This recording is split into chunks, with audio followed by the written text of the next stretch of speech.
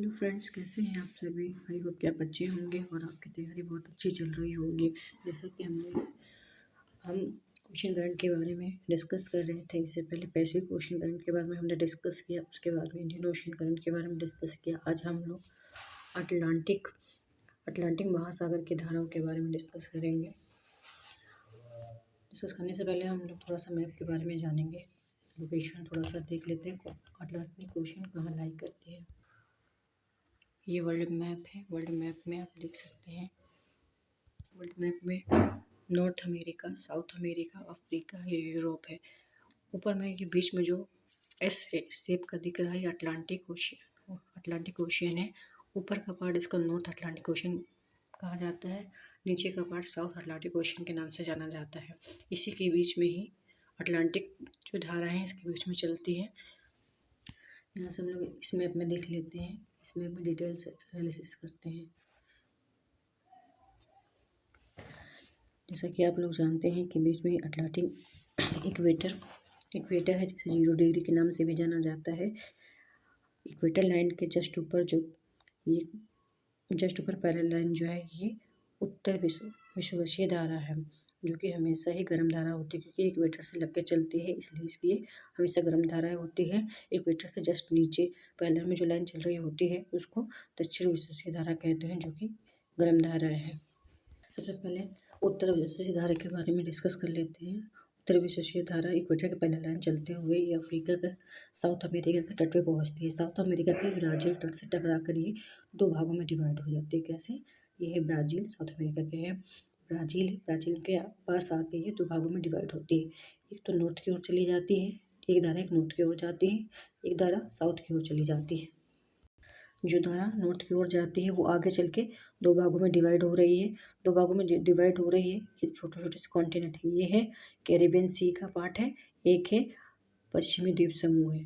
ठीक है, एक जो है कि कैरिबियन सी के पूरा से चली जाती है, एक नॉर्थ सी के जो पश्चिमी द्वीप समूह के पश्चिम की ओर जाके उत्तर की ओर चली जाती है, जो कि कैरिबियन सी के पास से जा रही है। देख लीजिए, यहाँ पे कैरिबियन सागर है, इसके पूरब से निकल रही है, एक पश्चिम से निकल रही है। ये ऊपर की साइड नॉर्थ में जा रही है, नॉर्थ अमेरिका के साइड में चली जाएगी। यहाँ पे देख लीजिए, नॉर्थ अमेरिका का पार्ट है। यहाँ पे मैक्सिको गल्फ है, आगे चलेंगे यूएस है, इसके ऊपर कनाडा आएगा, ये है अलास्का। जो धारा नीचे से पश्चिम की ओर, ये कैरिबियन सी और पश्चिमी द्वीप समूह के ऊपर से आते हुए जो इसके पश्चिम से निकल जाती है, इसका नाम यहाँ पे एंटीलीज धारा बन जाता है। क्या नाम इसका पड़ जाता है यहाँ पे? एंटीलीज धारा, जो कि गर्म धारा है, जो कि इक्वेटर से टच से आ रही होती है।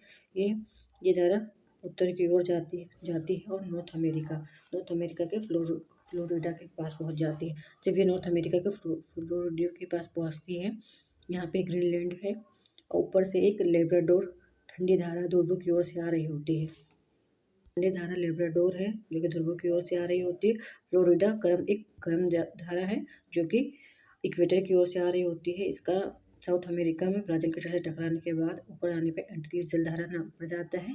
ये दोनों आपस में लेब्राडोर जलधारा और फ्लोरिडा एंटीलीज जलधारा, जो कि अब फ्लोरिडा के तट के पास है, मतलब नॉर्थ अमेरिका का जो पार्ट है फ्लोरिडा, वहाँ पे ये गर्म जलधारा बन जाती है। ये दोनों आपस में यहाँ पे मिल जाती है, इसका नाम यहाँ ये पड़ जाएगा।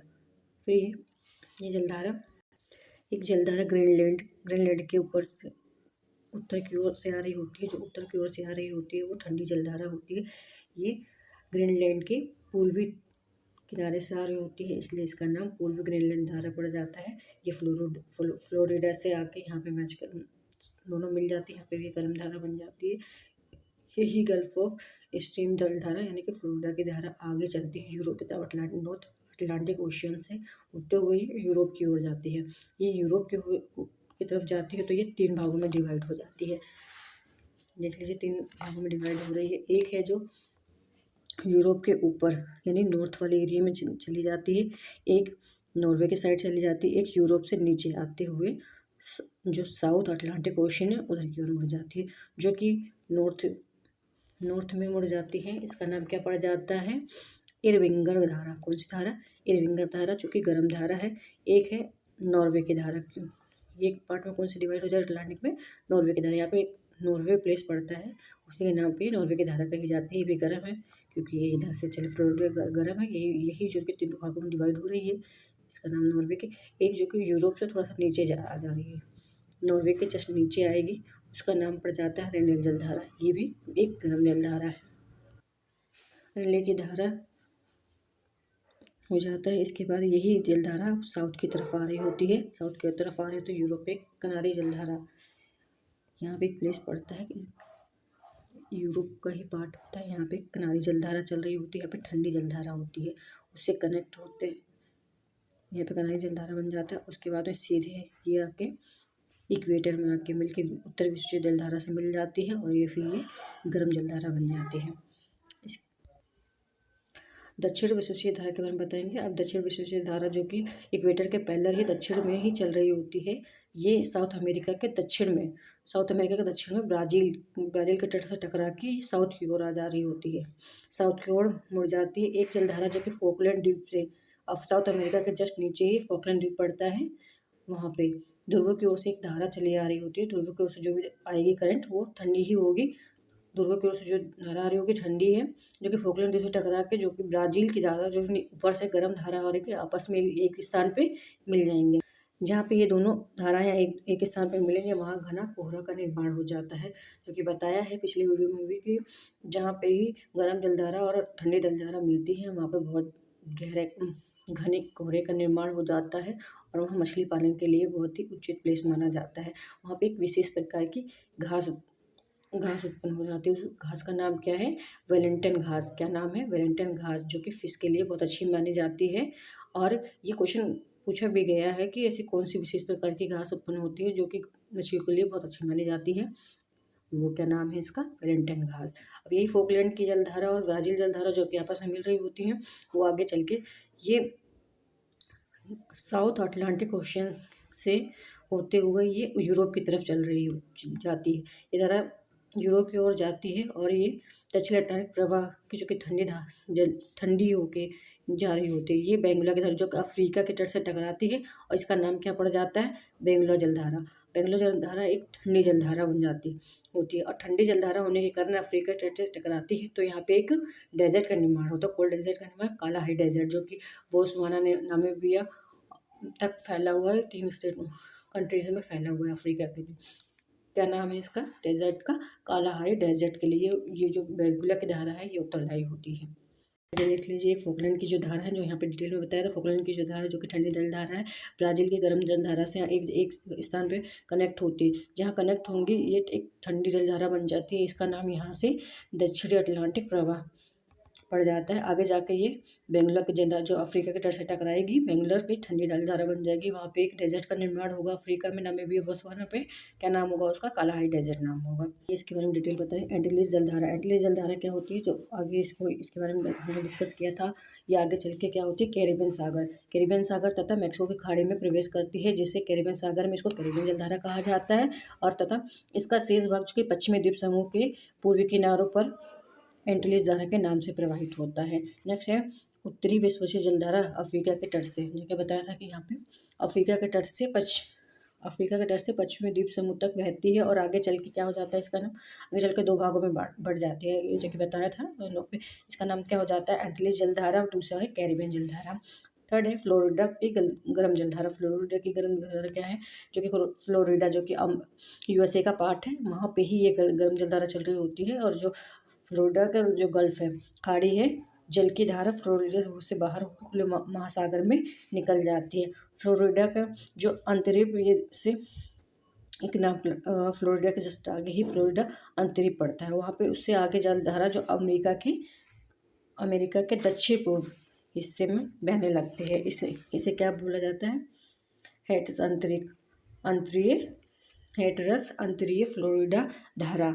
यही मैं आपको इसको मैप में दिखाती हूँ, यहाँ देख लीजिए। ये फिर साउथ अमेरिका, नॉर्थ अमेरिका है, नॉर्थ अमेरिका के मैक्सिको पार्ट के ऊपर यहाँ पे हाईलाइट किया हुआ है गल्फ, ये स्ट्रेट ऑफ फ्लोरिडा है, यहीं पे ही इसके जस्ट ऊपर से चले जाएंगे तो हेटरस अंतरीय पाया जाता है।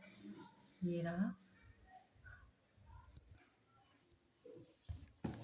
जो फ्लोरिडा खाड़ी में जल की धारा फ्लोरिडा खाड़ी से होकर महासागर में मिल जाती है और आगे चल के क्या है, फ्लोरिडा अंतरीय से ये धारा अमेरिका के दक्षिण पूर्वी तट से टकराकर बहने लग जाती है। इसे क्या बोलते हैं, हैट्रस अंतरीय तक फ्लोरिडा धारा कहा जाता है।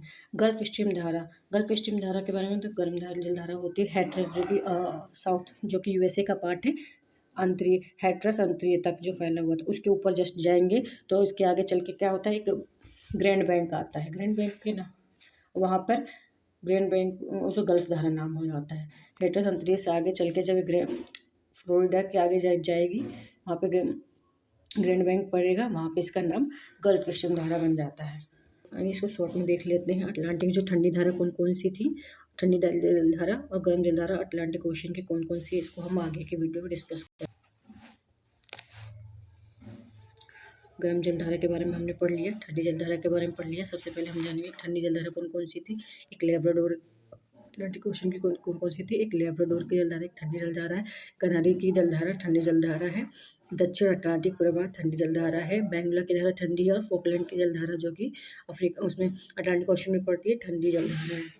सेकेंड है गर्म जलधारा कौन कौन सी अटलांटिक ओशन की, उत्तरी विश्वसीय रेखीय जलधारा जो कि गर्म जलधारा है, फ्लोरिडा जलधारा, एंटिलिस की जलधारा गर्म जलधारा है, गल्फ स्ट्रीम उत्तरी अटलांटिक प्रवाह, इरमिंजर की जलधारा और रेनेस जलधारा ब्राज़ील धारा। ये सब हमने डिटेल में डिस्कस कर लिया है। शॉर्ट नोट के तौर पे इसको रेडी कर सकते हैं। आगे की चीज़ें हम नेक्स्ट वीडियो में डिस्कस करेंगे। Thank you.